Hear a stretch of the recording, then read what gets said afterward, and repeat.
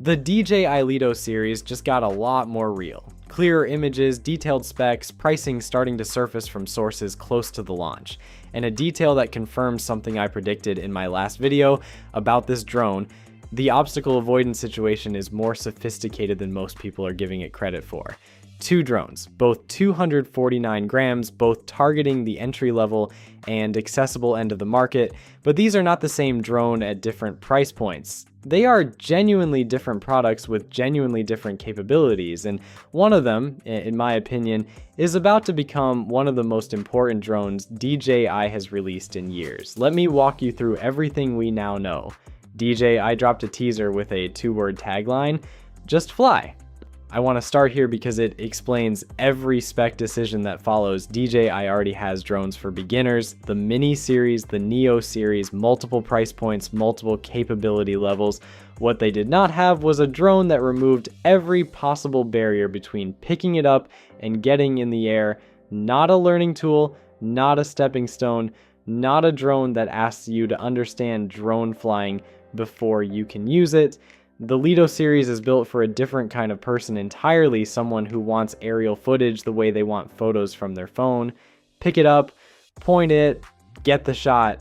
No manual required.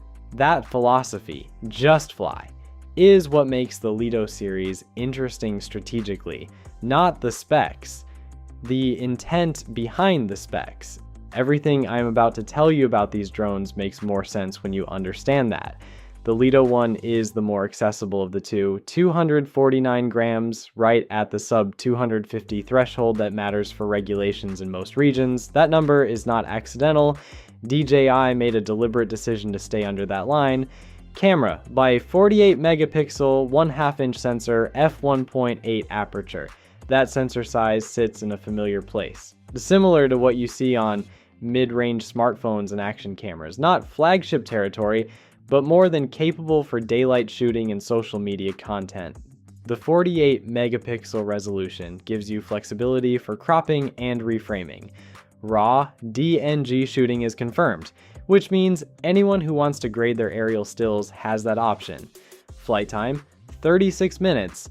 That number is the official rated figure. Real-world active flying will land lower, probably in the 25 to 28 minute range depending on conditions, but even discounted, that is meaningfully better than what most drones in this accessibility tier have offered. Range, 15 kilometers.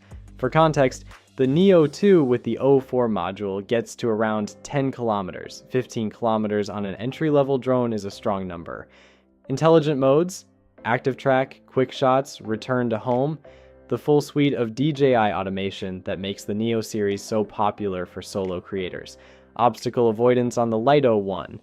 Here's where I want to be clear. The Lito one has an omnidirectional vision system for obstacle avoidance, but, and this is important, it does not have Lidar.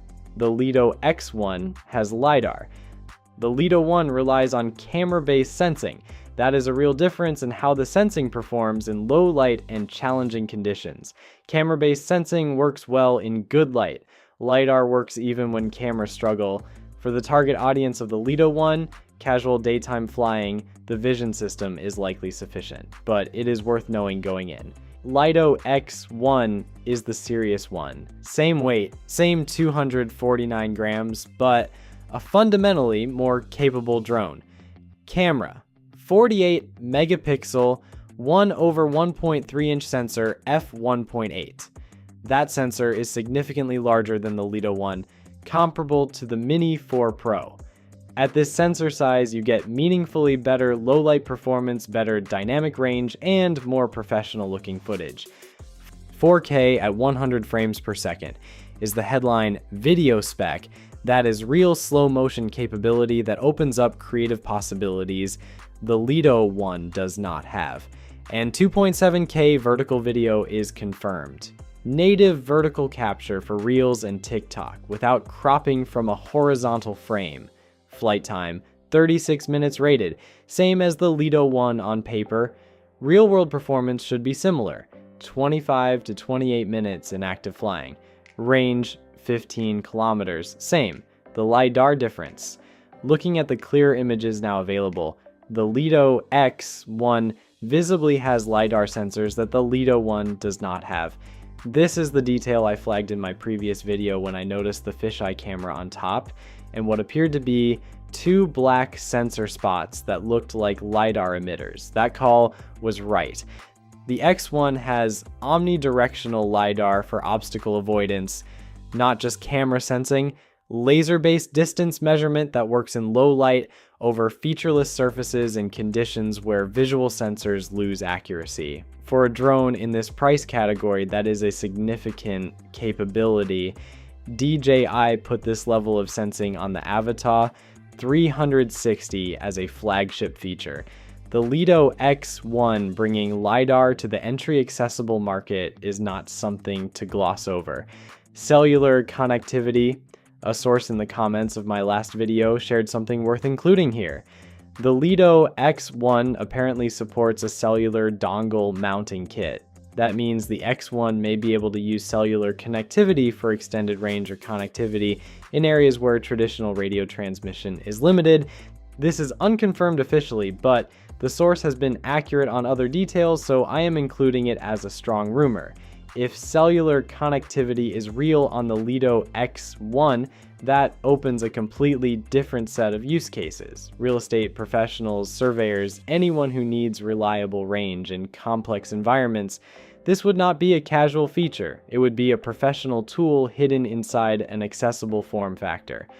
Pricing. Here is what has surfaced from a reliable source close to the launch. These are Australian dollar figures. I will give you the USD conversions. Lito Fly More Combo with RC-N3 controller, 779 Australian dollars. At current exchange rates, that is approximately 490 US dollars to 510 US dollars.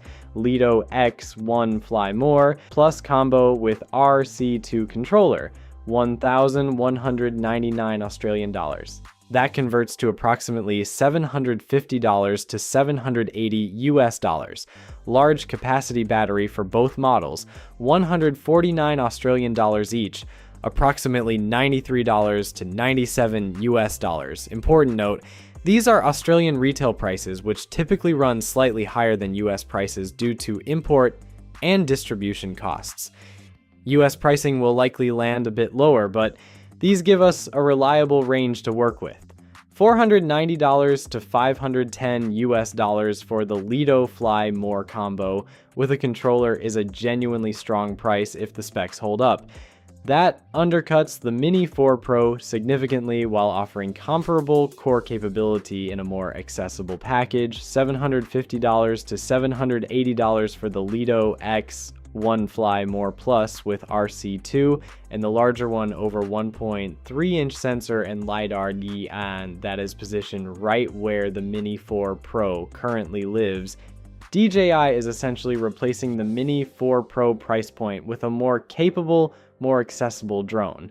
Whether they maintain both in the lineup simultaneously or phase out the Mini 4K, that decision is coming. DJI has not said the Lito replaces the Mini 4K. They do not need to. The timing says it, the price positioning says it, the tagline says it. The Mini 4K exists to give someone their first drone experience without overwhelming them. Sub 250 grams, stabilized 4K, beginner, friendly, affordable. The Lito One does all of that and adds 48 megapixels, raw stills, 36-minute flight time, 15-kilometer range, and omnidirectional obstacle avoidance. There is no version of this where the Mini 4K and the Lito One coexist long-term at similar price points. The Lito is a generational upgrade in every meaningful specification. My prediction, the Mini 4K gets quietly retired or significantly discounted within 6 months of the Lito launch. The Mini series moves upmarket. The Lito series becomes the new definition of DJI entry level. That is a smart strategic play.